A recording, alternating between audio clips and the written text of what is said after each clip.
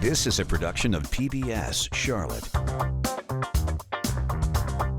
The Charlotte you know today didn't exist in the 1970s.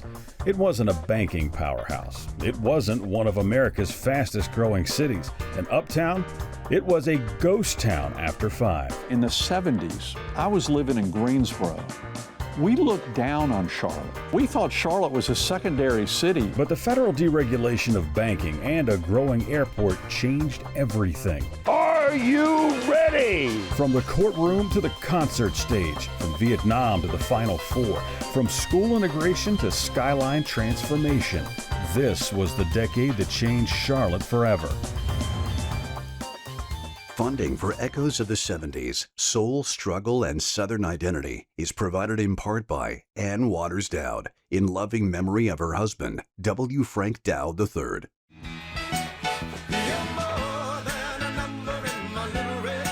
Perhaps nothing says the Carolinas more than the official state dance, the shag, and the beach music that goes along with it. He said, "Can you sing?" And I thought, "Can I sing?" I said, "Yes, I can sing." Much like beach music and the shag, Lynn and David Erdman have had quite the relationship. I came to this city with high hopes, and they've all been exceeded. And we've been singing together ever since. In the 1970s, there was no internet, no dating apps, and you couldn't even buy an alcoholic drink in a bar. Social options were very limited. So the opportunities were you needed to meet people at a social place somehow. In Charlotte, one option for unmarried guys was the members-only bachelor's club. And it was kind of an old Charlotte group. And here I was, very much new Charlotte, but I wanted to get to know people who were in Charlotte, so I joined the Bachelor's Club. And for the ladies, the Spinsters Club. I would say it's they're making up something that is fun. It was the place to be. Spinsters Club, it's a funny term. It's an archaic term. It was archaic in 1977 to call an unmarried woman a spinster, but it was done lightheartedly. It was always an event where you invited eligible men that wished to meet other women. New members of these esteemed social clubs even got their names printed in the newspaper. You figured, okay, well then this is a kind of qualified or okay thing to join. In other words, it's got some respect in the city. And the spinsters would have 4 or 5 social events a year. And they would be at some apartment complex or at Fireman's Hall. Lynn and David met at a Charlotte O's baseball game event. They later married and had 2 daughters. But you look back now and our kids think it's hilarious. Who would ever meet that way? As the Erdmans' relationship grew, so did the city. Charlotte in the 1970s looked nothing like it does today, and nothing like it did in the decades that preceded it. First half of the 20th century, Charlotte was the center for America's textile manufacturing region, from down in South Carolina and Georgia all the way up in Virginia. We were the trading city. But after World War II, that starts to decline. Textiles move to other parts of the world. And by 1977, the last big mill closed here. Even with the area textile mills closing, Charlotte's population still grew by 30%, from 241,000 people in 1970 to 315,000 by the end of the decade. Charlotte, compared to today, was a small town. It didn't feel like a small town because it was the largest city in North and South Carolina, but nationally it was maybe 40th. Today we're something like 14th largest city in the United States. In 1974, Hugh McCall became president of North Carolina National Bank, which later became Bank of America. He desperately wanted to make the area a top 25 city. To get the people to come here, you had to have something more than we had. And so I knew what a city was supposed to look like, and Iowa surely didn't look that way. It was the most boring damn city I'd ever seen in my whole life.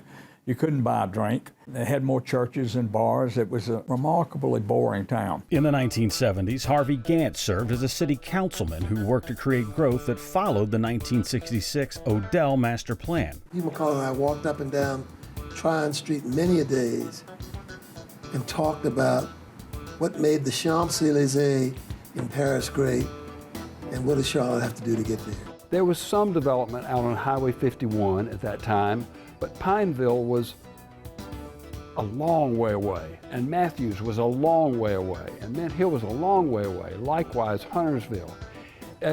Charlotte was compact. Charlotte was a small city, on par with the likes of Greensboro, Winston-Salem, Columbia, South Carolina, and Richmond, Virginia. In the 1970s, I lived in Greensboro. I worked at the Greensboro Coliseum as an usher. We looked down at Charlotte. The world did not know about Charlotte. People joked that there was a CH factor, that people confused us with all of the other CH cities. They were sure that Charlotte was a beautiful colonial port city on the coast of South Carolina, where for some reason the University of Virginia had been built. A few key things happened during the decade that launched Charlotte into a new era of prosperity. Wachovia and Winston-Salem used to be the biggest bank in the state, and so we think of Charlotte being this big bank town, but really it was Winston-Salem had the biggest bank, and the banks here saw that as competition and were trying to get ahead of them. So we had this internal competition within the state on what city was going to explode and move forward. And part of it was just good luck and good timing. The other part was damn good leadership. Deregulation at the federal level also played a pivotal role, opening the door for major bank mergers and interstate banking, which would begin in the early 80s. North Carolina actually had some good laws that allowed banks to have multiple branches within the state, which seems kind of weird that you even think about that. But some states, you had basically one branch per county, so you never had any bigger banks. It wouldn't be till the 1980s that Hugh McCall figured out how to buy a bank outside of Charlotte, Lake City Bank in Florida, and that's the beginning of interstate banking in the 80s. The local banks were in competition, not only with acquisitions and mergers, but in building the city, literally.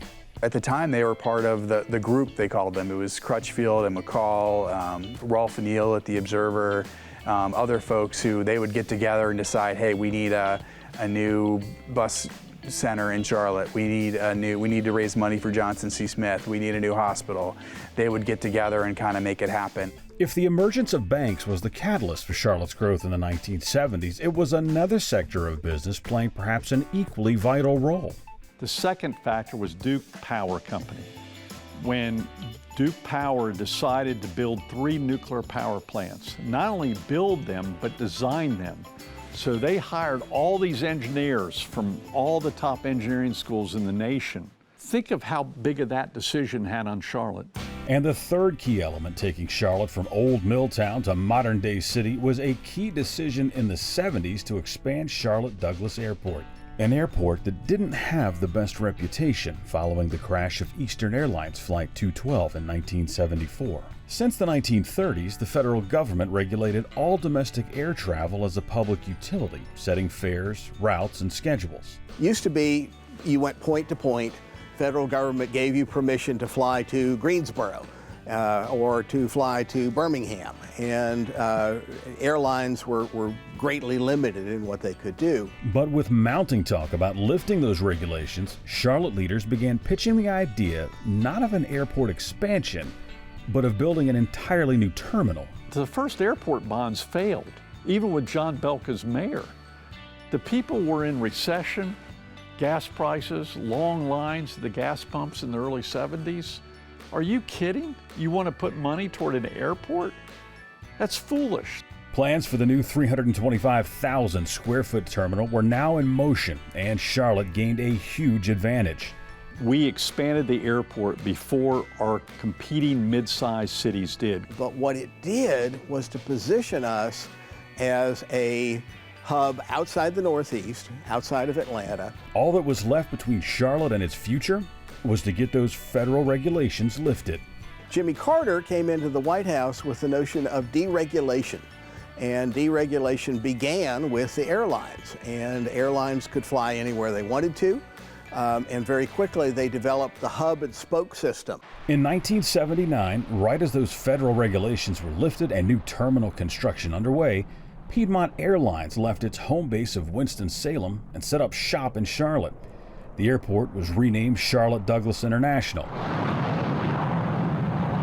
And when Piedmont made the decision to move its hub out of Winston-Salem and bring it to Charlotte, then all of a sudden we had a headquarters. Eastern was not headquartered in Charlotte. Piedmont became headquartered here, and And we had direct flights to places that we'd never had before.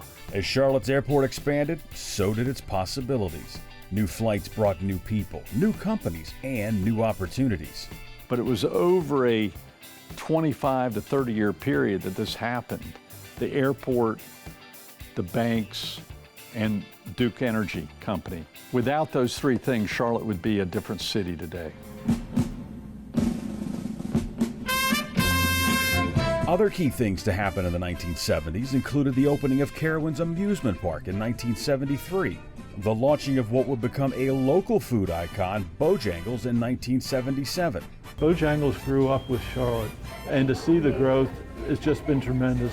And the arrival of international business machines, known to everyone as IBM. Late 70s, I think, is when IBM decides it needs a regional headquarters in this part of the world, and it is in Charlotte. All of these elements in the 70s led to more people, more jobs, and of course, opportunities. It all marked the beginning of an economic transformation that would change the region forever. While the city's expansive growth hit a new gear, not everything was ideal nationwide. In addition to the kind of shaky economy, the inflation, the gas lines, we were also in the process of finally admitting that the United States had lost the war in Vietnam. Approximately 330,000 service members from the Carolinas served the United States during the Vietnam War. And then you have your seatbelt on? I do. David Vipperman of Rock Hill was one of them. That's where I went to work.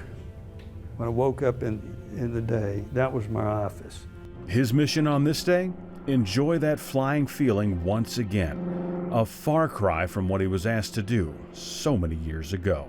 Do I want to accomplish the mission? Yes. Am I going to do my best to accomplish the mission I've been assigned? I'm going to do that if I'm in combat. As an Air Force pilot, David flew the biggest, fastest plane of the era, the F-4 Phantom. None of us took joy in the destruction we brought to each other.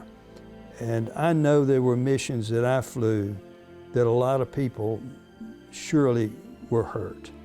I find no joy in that. It was really stressful because the Vietnam War was the first American war that had ever been televised. And so it was on TV every night.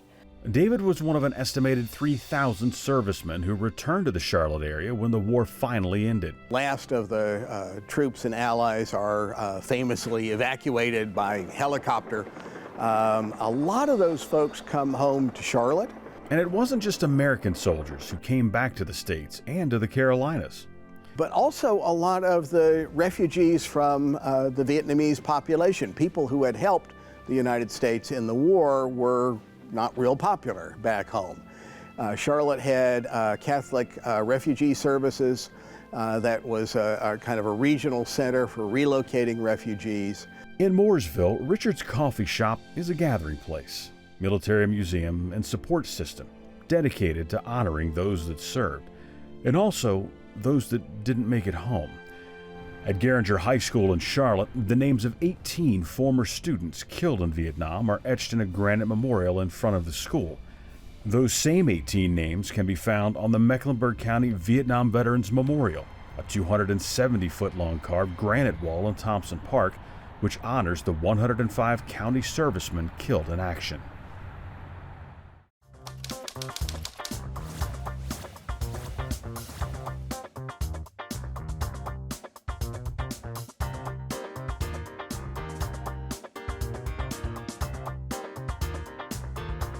Every generation has a place where childhood starts to loosen its grip. In 1970 Charlotte, that place had escalators, fountains, food courts, and 1,000 storefronts. Parents saw a place to shop. Kids saw a place to disappear. And somehow, both were right. You might not buy anything, you might not shop, you might not eat, you might not do anything. You just go to hang. Before South Park became that kind of place, the drive south felt very different. It was all landscaped. They had magnolia trees and big boxwoods. It was like driving through a park. South Park was tied to one of Charlotte's most prominent families. Cameron Morrison had been North Carolina's governor and senator. It was part of Cameron Morrison's farm. It was part of his dairy farm. That land sat south of Charlotte's old retail center, but Charlotte was spreading out. Suburbs were filling in, and the stores that defined Uptown started looking outward. When the Belk family and the Ivy's department store family collaborated to build South Park Mall, that was a revolution. For kids nearby, it felt less like history and more like weekends. They had a grand opening, and everyone in my family went. I went with my next door neighbor. We walked over there. They gave away goldfish in Ziploc bags, and the key was to try to get it home without it dying. Soon, going there did not need a special reason. I remember going to that with my parents and, and hanging out and running around and seeing all my friends. For kids who could walk there, it changed the map. It's like we had arrived. When I told people I lived near the mall and I could walk there, everyone was jealous. It was the community for our part of town. Working there opened another door. To see the mall when it was quiet and closed, and how everything continued as far as maintenance, cleaning. You thought you were the cool people. South Park also had things learned by rumor. One was tucked inside Sears. You could put your fingernails in the elevator, and if you could open the door, it would stop wherever you were. And the doors would open, and you'd see the concrete block shaft. And everybody knew how to do it because everybody's name was written on the concrete, depending on where you stopped. Not the kind of story developers put in a brochure, more like mall folklore, the kind of mischief that made the building feel like it belonged to the kids too. Between the escalators, that was the cool place. You kind of walked a little faster when you got there because, you didn't want to get made fun of or something, but the cool people hung out there. Those little rules were part of growing up there. The adults saw stores, the kids saw territory. Then Eastland opened in 1975. South Park had polish. Eastland had energy. It was packed, and there were so many people there. Belk's at that time was set up in a round. It was like a round, and you could hardly move. Cindy Crisp remembers Eastland as the mall that felt built for the younger people. It was exciting because it was huge. It had the Farrell's restaurant where they would ring the bell. Eastland also changed the rhythm of a mall trip. They had this new thing called a food court. You could have any kinds of food you wanted. You could have pizza, you could have hamburgers. They had glamour shots and cool restaurants. And we got an Orange Julius, which was like big time. And it even had a craft salad bar. Eastland even turned little fads into events. I sold the Pet Rock. I had a Pet Rock show where I would do the Pet Rock would do tricks, and people were lined up out the door. But Eastland's biggest gathering place wasn't a store at all. It was hard to get a space to look down because everybody wanted to see. For some kids, the rink was something to watch. For others, it was the reason to go. This was the era of Dorothy Hamill. A performance without any flaws. Being an ice skater was pretty cool, and even if you fell, being able to get back up and right back to it, that was more what counted because you were pretty tough if you fell and got back up. Even if you never laced up skates, Eastland gave you a balcony seat. It was fun, looking down at everybody too, watching everybody bust. Is it called a Zamboni? When it came, that was like the highlight. You got to see the Zamboni. And at Christmas, the malls became theater. My girls still talk about it. It had things that you didn't see anywhere else, like the singing bears. My youngest daughter would stand there and look at those singing bears for hours if you'd let her. In Gastonia, the memory was more personal. Gaston Mall was the first place that I was small enough to go sit on Santa's lap. They would cap the fountain and build Santa's Wonderland with a big, huge, cushy chair, and then a gentleman named Charles Elledge. He was Santa to many, many, many children, and he would sit there, looked like him, sounded like him to all of us. Every mall had its own landmarks, different buildings, different rituals. But by then, every kid understood the language. You didn't need a plan. You just needed the mall. You didn't have to say anything but, let's meet at the mall, or let's go to the mall. And people knew exactly where, and you usually knew where your group met. That's what people are really remembering. Not just the stores, the fountains, food courts, or the ice rink. They remember a place where childhood gave way a little. A place safe enough for the parents to let go, and big enough for kids to disappear for a while. The malls were built for shopping, but what they gave a generation was really somewhere to go.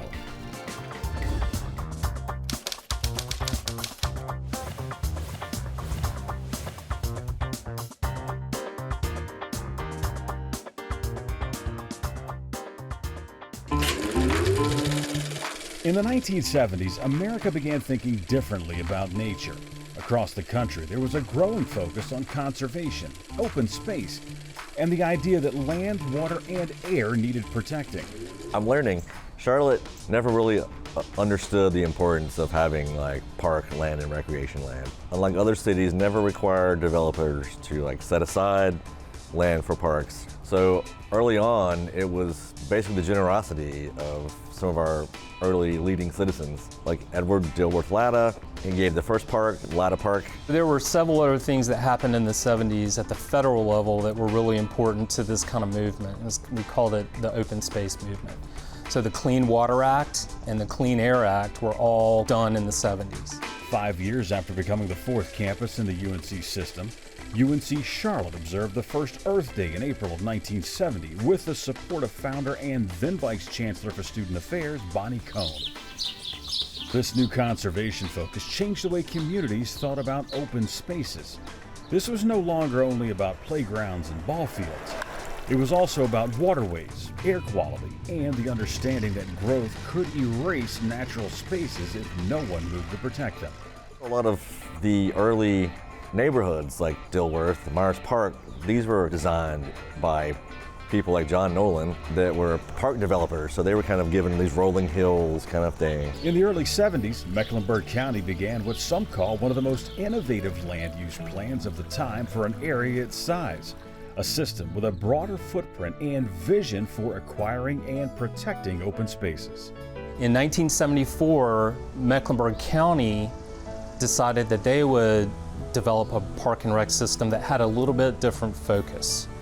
And that focus was to create these large park spaces similar to a state park type feel and to do greenways. Among the early voices in that shift, renowned botanist and UNC Charlotte professor Dr. James F. Matthews helped identify natural areas worth protecting. The first couple of projects that Mecklenburg County did after they were formed in 1974 was McDowell Park, which is now McDowell Nature Preserve.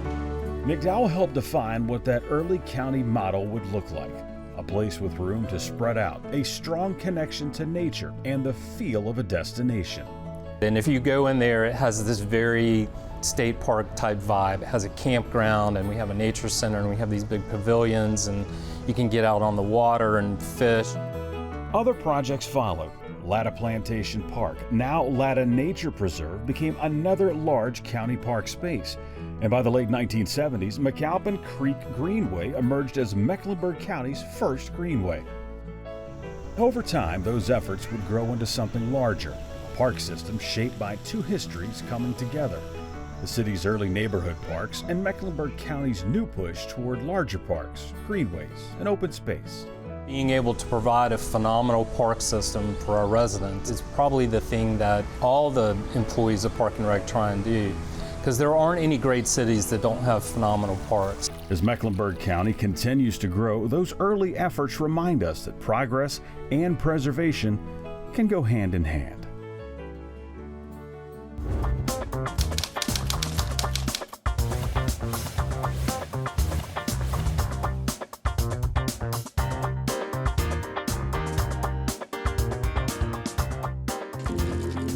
So this is your grandfather sitting in a meeting with President Jimmy Carter. Some legacies are measured in years. Others are measured by the lives they change. Living Black history here in North Carolina. This is a picture of my son and I standing beside the statue of my father. For Derek Chambers, the son of legendary civil rights attorney Julius Chambers, his is one of courage, conviction, and a commitment to making a difference. He was a true champion fighting for justice for all. My father would take on cases where he sometimes wouldn't get paid.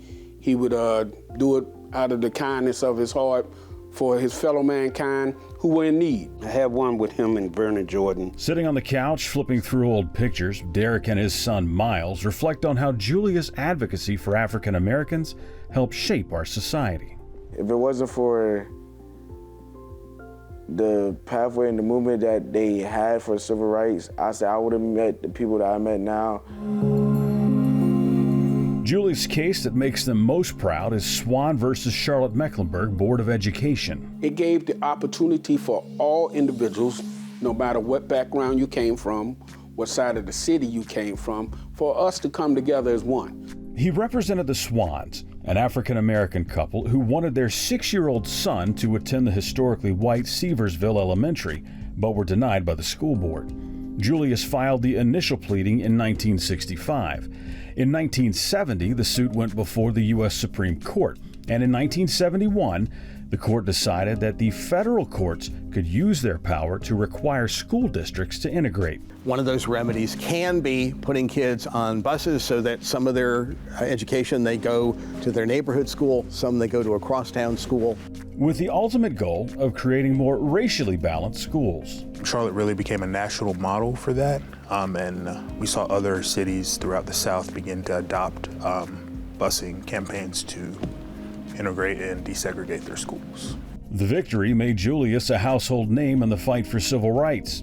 However, the change he fought for wasn't embraced by everyone. We see white residents actively leaving their neighborhoods and fleeing to suburbs that were outside of the city center. Historians say suburban growth in Matthews, Huntersville, Mid-Hill, and Cornelius was already beginning to reshape the region.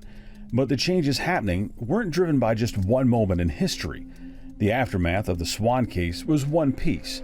To understand how we got here, we have to go back to the 1960s, when the foundation for those changes was first being laid. It started with a program called Urban Renewal from the federal government,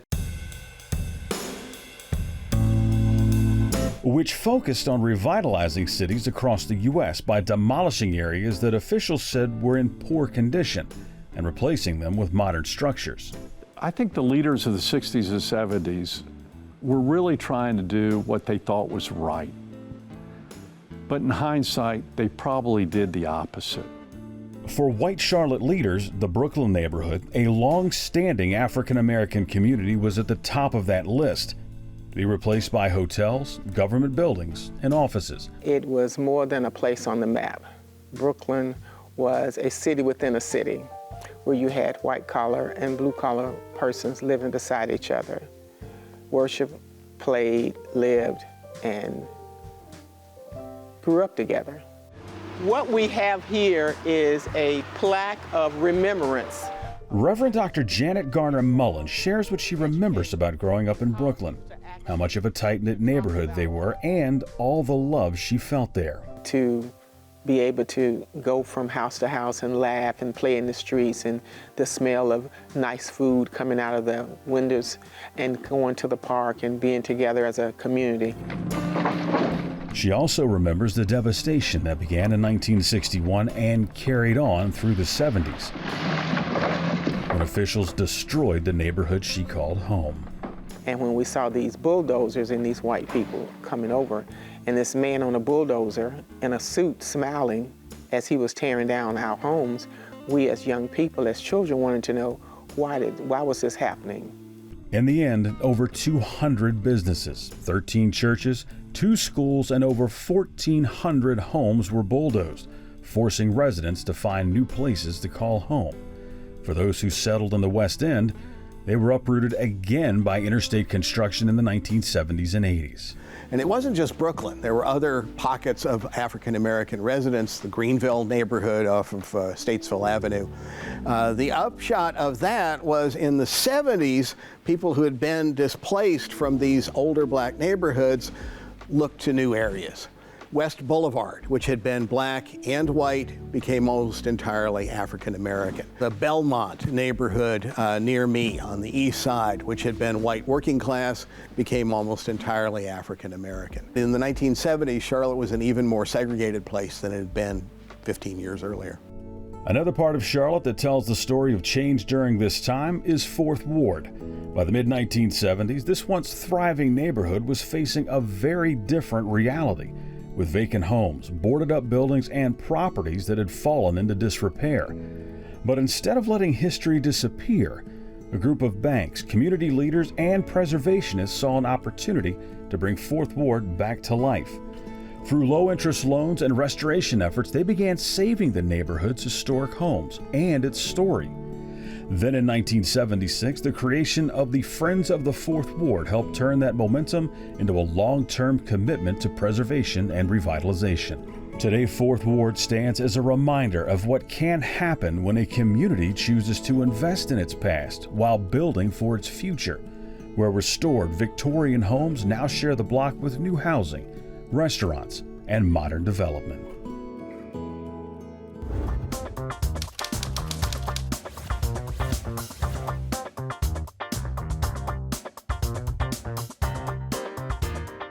In the 1970s, two presidents came to Charlotte, Richard Nixon for Billy Graham and Gerald Ford for the Mecklenburg Declaration of Independence, which celebrated this country's freedom from Britain over a year before our nation did. Different visits, same signal. Charlotte was starting to matter. And in the Queen City, politics wasn't just campaigns. It was faith, business, image, and power. On May 20th, 1975, Freedom Park filled up for President Gerald Ford, where nearly 100,000 people came out. I remember they let us out of school, they bussed us there, and you had to bring your lunch. And I brought a peanut butter sandwich, and it was so hot that day, the peanut butter got all crusty. The speech goes in the archive. The sandwich stays in the memory. And while kids got sent to see a president, the event wasn't must-see for every adult. They didn't take off work, they didn't go. My mother's not going to waste a day to do that. For some, it was a work day. For others, it felt much bigger. It was a big deal to go and to be a part of it all, and all my friends wanted to be a part because we had this president coming, and it was just almost like a social event this season. You know, to go do that was just the ultimate. We welcome to Charlotte the President of the United States of America. Presidential visits didn't feel routine then. They felt like the city had been chosen. Today, presidents come and go. They show up at the airport, they give a little press conference, and off they go. When Gerald Ford came, he filled the bowl at Freedom Park. People were really excited that McDeck Day was being acknowledged in advance of the bicentennial. That was probably more important than the fact that Gerald Ford was the president at the time. Not exactly a rally or a concert, something quieter and more Charlotte. It was like a picnic. Behavior probably wasn't a lot different from when the symphony would play there. It was patriotic excitement. North Carolina is a showcase of a state that reveres the values of the past while leading the way toward a progressive future. 4 years earlier, another president came for a different reason, as Richard Nixon came to honor Billy Graham. To follow Billy Graham is the hardest assignment I've ever had in all those speeches. The public reason was faith, but the political meaning ran deeper. Richard Nixon came for a very important visit to connect with the people of North Carolina, to show his connections with Billy Graham, recognizing the political power of the Graham family. Inside Charlotte homes, Graham needed no introduction. He comes on with those crusades, and you weren't allowed to talk. Because, you know, my grandmother would say, Billy Graham's on now. That respect changed the way Nixon's visit landed. He was already very controversial. I would say that Billy Graham was not, which is what was kind of interesting about that. Graham gave Charlotte a connection few cities could claim. And if all the people of America were like the people of the Piedmont section of the Carolinas, we would have a better nation. By the middle of the decade, Charlotte was harder for national politicians to ignore. Presidents Nixon and Ford could count electoral votes, and all of a sudden, North Carolina was becoming a major player in national politics. And Charlotte, they saw, was becoming a major city. For Charlotte, the visits felt like pride. For the presidents, they were strategy. And between these two ideas stood Mayor John Belk. We are proud that President Ford has been here on several occasions. Inside the city, politics often moved through business names, personal trust, and who had the power to open doors. That's where Mayor John Belk comes in. Even though he had grown up in a very wealthy family, he was really good at being of the people. That trust gave him the room. He was very much of the old white power structure, but he was a person who would pull other voices in. Fred Alexander, first black city council person in the 20th century. appointed by John Belk. Ruth Easterling was the first woman. She was appointed by John Belk. He also gave Charlotte a public face, one that traveled quite well. He was probably very welcoming for outsiders. And any business leaders who came here, he could do the Southern charm offensive. The delivery could sound casual, but the thinking was not. He was known for dad jokes. For example, if you asked John Belk, why is the airport there? He'd go, because that's where the planes land. And everyone would just go, what? Someone said, Mr. Belk, have you lived here all your life? And he said, not yet. That's John Belk. He was almost a caricature of a presence where he'd play this kind of role of plain dumb, and yet he was very smart. And it appealed to the common man. But becoming a big city meant more than airports and political visits. It also meant loosening some old rules. In Charlotte, even a night out came with politics attached. This is the Bible Belt. For a long time, you could not sell a drink of whiskey or bourbon or gin or whatever. The workaround was almost ritual. If you want a liquor drink, you brought your own bottle and they charged you for the Coke or whatever and you poured it in. And they had lockers for the permanent customers to keep your bottle of vodka or bourbon or whatever it might be. What it did was to kill the possibilities of nightlife. It was a dead city for young people in their 20s. In 1978, Mecklenburg County voters approved liquor by the drink. It didn't remake Charlotte overnight, but it loosened the rules. When liquor by the drink passed in a referendum here, there was, on the behalf of musicians and club owners, there was a great rejoicing because it became possible to have an entertainment scene that was not just the church and the country club. By decade's end, Charlotte was still holding on to the old world, but the city was moving. Presidents came through, Billy Graham gave Charlotte reach, and John Belk sold a much bigger future. Even nightlife started to loosen up. That day in Freedom Park, Charlotte was celebrating its past, but the 1970s were about the future starting to show. Charlotte was no longer waiting to become something bigger. Charlotte's 1970s growth is often told through buildings, banks, and neighborhoods, but something was still missing. Women in the workplace, women in leadership, women visible in every corner of the city's public life. As the 1970s dawned in Charlotte, there were no women in elective office, no women on TV news. There were very few women principals, doctors, ministers. There were only a few women that were in leadership positions in cultural institutions or as business executives. The decade opened new doors for women across Charlotte in business, education, politics, and public life. For Blandina Mahatha Gray, one of those doors opened onto a city bus, a job she already knew how to do. I was working at the school, driving the school bus. 2 or 3 men would come and pick up children from school. And I'd be out there talking to them, you know. And they said I should go and drive a city bus. Blandina decided to try. No woman had ever driven a city bus in Charlotte before, and that door did not open right away. Went back 75, one of the supervisors, and asked me if I was still interested in driving the bus. And I said, oh yeah, right. Blandina got the job, becoming Charlotte's first female city bus driver, a trailblazer behind the wheel.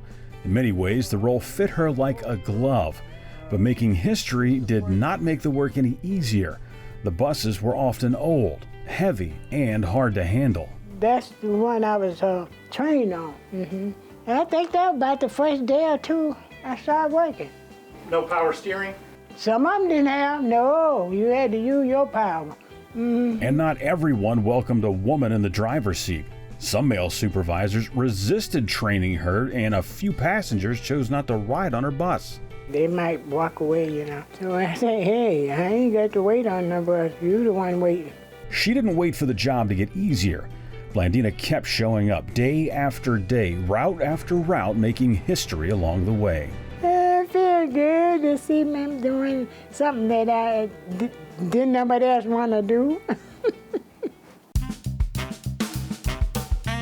Meanwhile, across the Queen City, women gathered, organized, and made equality part of the public conversation. Women were part of the biggest debates going on at the time, from school desegregation to the Equal Rights Amendment. And in education, Title IX promised another kind of access, especially for women who wanted to compete athletically. Title IX passed in 1972 and promised women equal access to federally funded education, including schools, colleges, and athletic programs. But on campuses and in gyms, the promise took time to become reality. Universities were not implementing. But now the federal government is saying in 1975 that if universities do not start funding women's athletics, then we're taking away federal funding from the academic end of your institution. Judy Wilkins Rose saw those limits up close. She lived them as an athlete at then Winthrop College, challenged them as a coach, and later helped change them as athletics director at UNC Charlotte. At Winthrop in the 70s, we got $1 in meal money when we traveled. The university wasn't really funding athletics to the degree that it needed, nowhere near. But there was still this camaraderie. We never saw it that way. You know, we were like, God, this is great. We're still playing basketball. She remembers being hired at UNC Charlotte to coach basketball, but the opportunity came with a catch. Women could lead, but they were often expected to carry far more than their male colleagues. You will also coach women's tennis.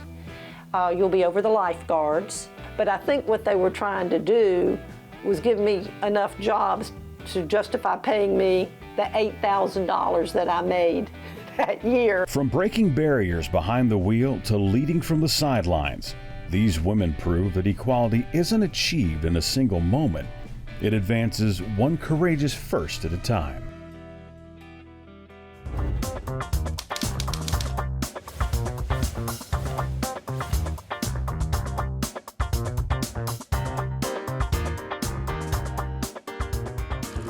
Long before Charlotte had the Hornets or the Panthers, one of the city's biggest sports moments was taking shape on a campus a lot of people still didn't quite know. UNC Charlotte was not in the city limits of Charlotte until the 1990s. That's one way to say it. Cedric Maxwell had another. You go out on 49 and then you in the country. In North Carolina, the basketball map already had its landmarks, and Charlotte wasn't one of them yet.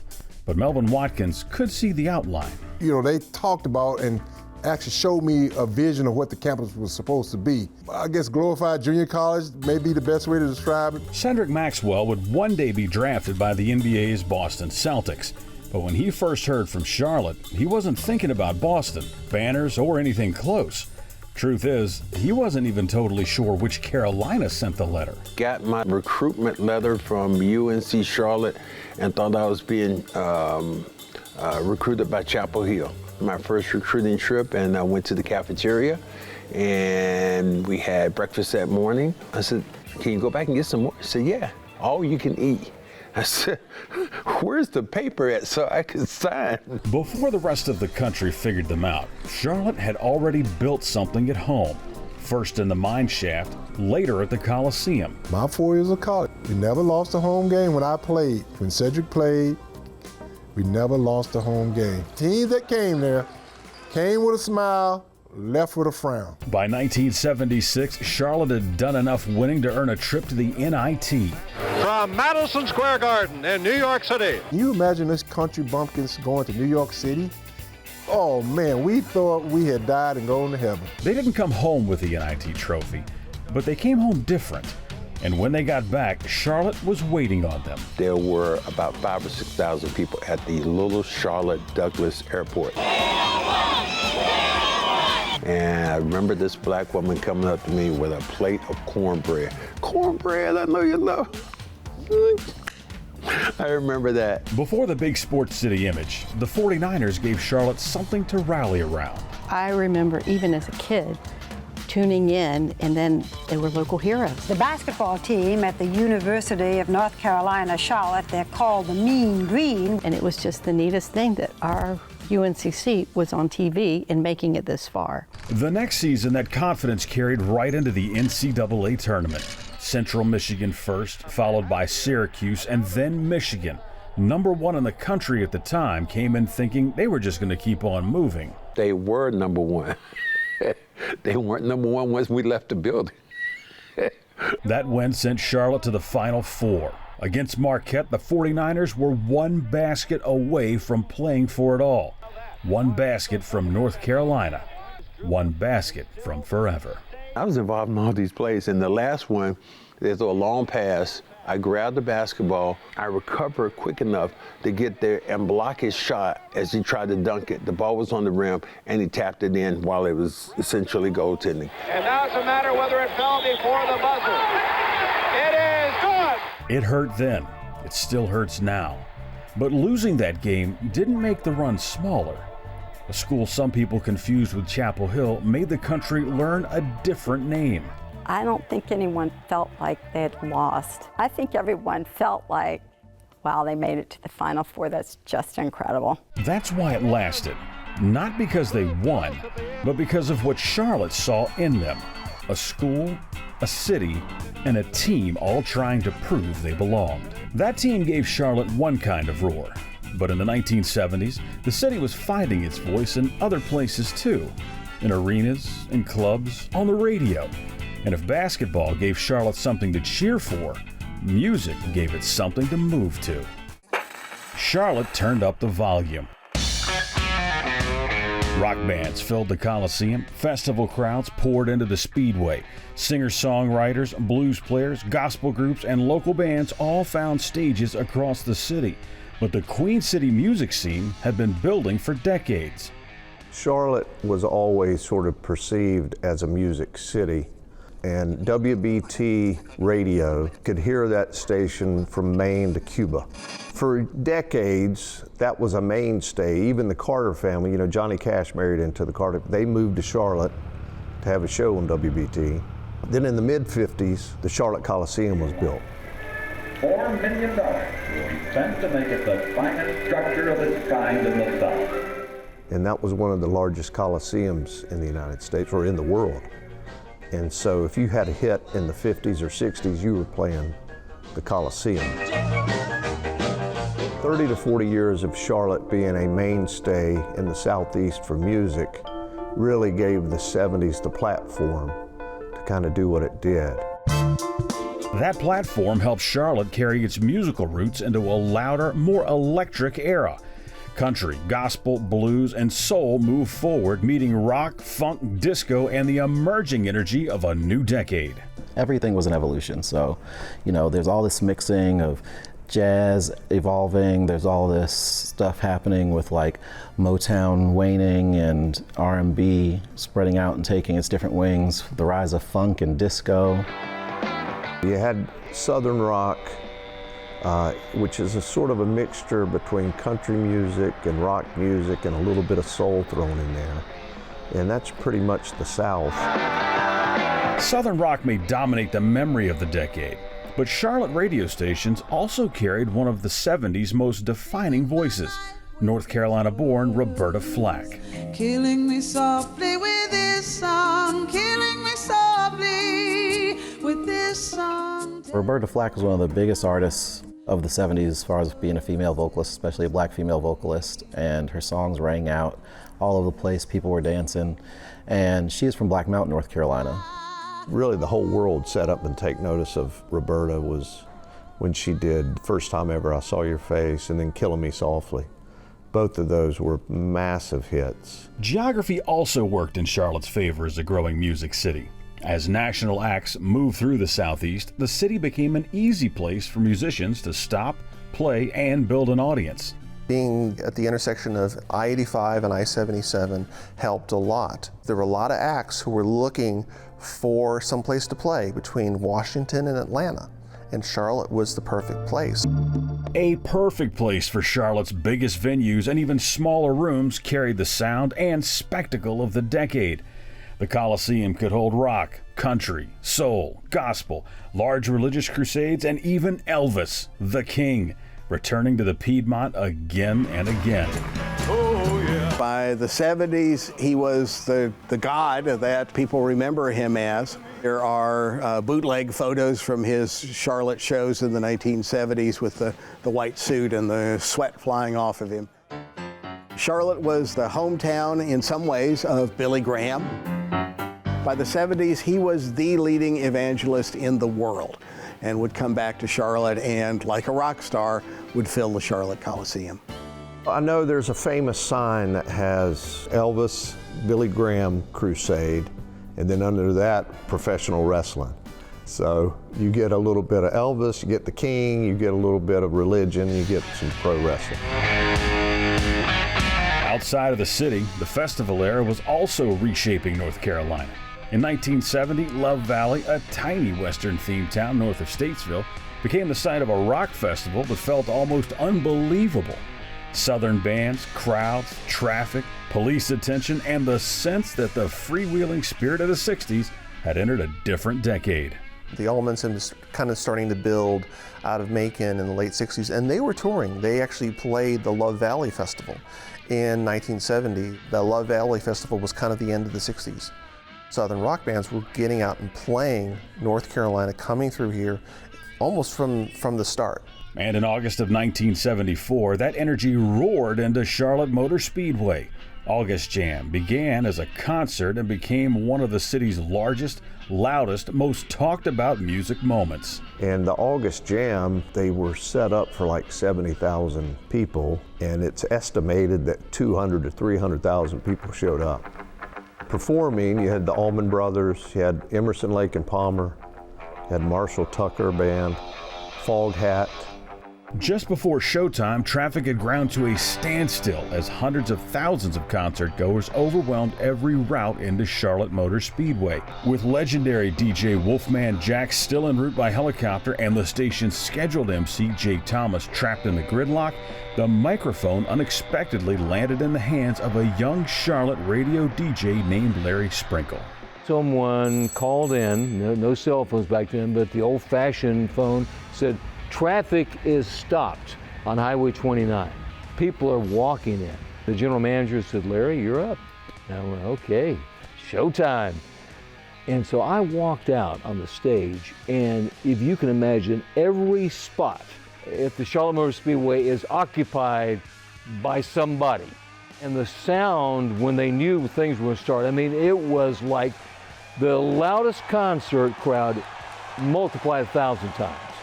And so I grabbed the mic and I went, "Are you ready?" And it just went crazy. I mean, the sound, you could feel it. And then bam, right into the show. And that's how it started. And it wasn't until, 3 or 4 bands later, they said, "Wolfman is here, Wolfman Jack." And he goes, "I'm right here. I'm the Wolfman. I'm ready to rock and roll all night and party every day." So I introduced him and he did the rest of the show. There is footage you can see on YouTube of Black Oak, Arkansas opening their set, introduced by Wolfman Jack, and there's some overhead shots that open it, and you go, that's a lot of people. That's a lot of people in one place. As often happened with a lot of festivals in the 70s, there were a certain amount of people who had bought tickets in advance, and many more who basically showed up the day of, and many crashed the gates.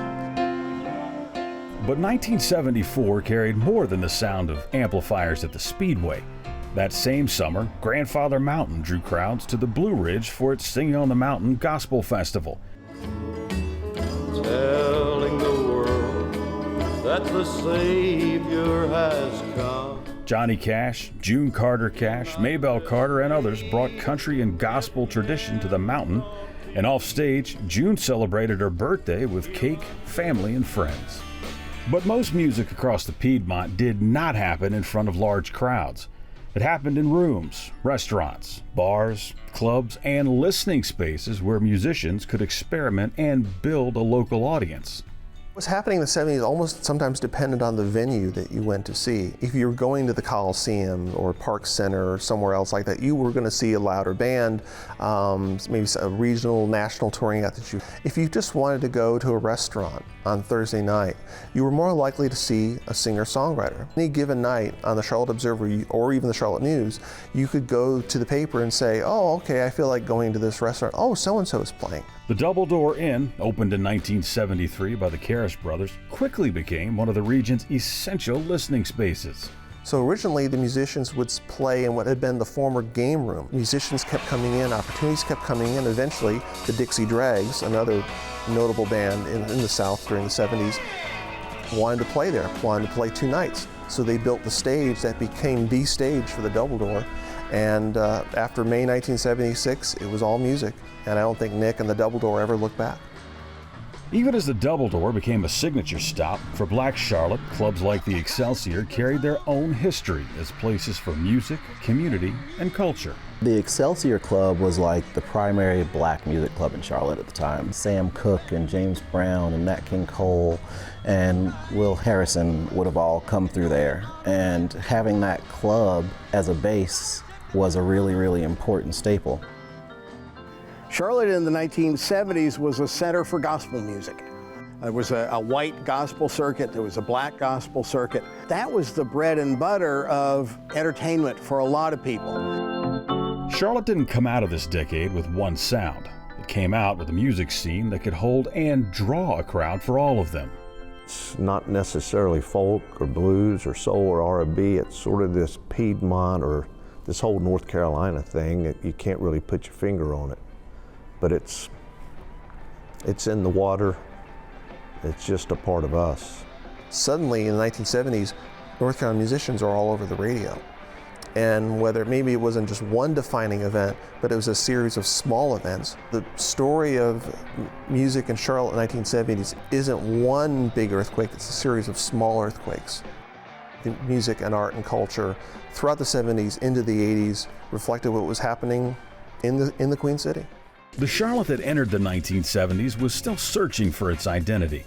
It was a city of textile mills, quiet streets, and untapped potential. But over these 10 years, something extraordinary happened. The skyline climbed, new industries arrived, new voices demanded to be heard, and a city once overlooked began capturing the nation's attention. When I walk through the city and see the people in the streets, that what I dreamed of happening is happening. Because the greatest legacy of the 1970s wasn't simply the city that was built. It was the belief that Charlotte could become something greater. The decade came to an end, but its echoes remain all around us. Funding for Echoes of the 70s, Soul, Struggle, and Southern Identity is provided in part by Ann Waters Dowd, in loving memory of her husband, W. Frank Dowd III. I was a low man on the totem pole in 1974. I moved in 78 when you take a nap at the corner of Trade and Tryon and not get hit by a car. People in Charlotte did not even know where UNC Charlotte was. Let's go to the mall. You might not have any money, but you still went. I love the way it's grown. I think the vibrancy, all of the things we have to offer now. I think it was the most misunderstood city in the state of North Carolina. Definitely a smaller city where a few people like that could really make a big difference. A production of PBS Charlotte.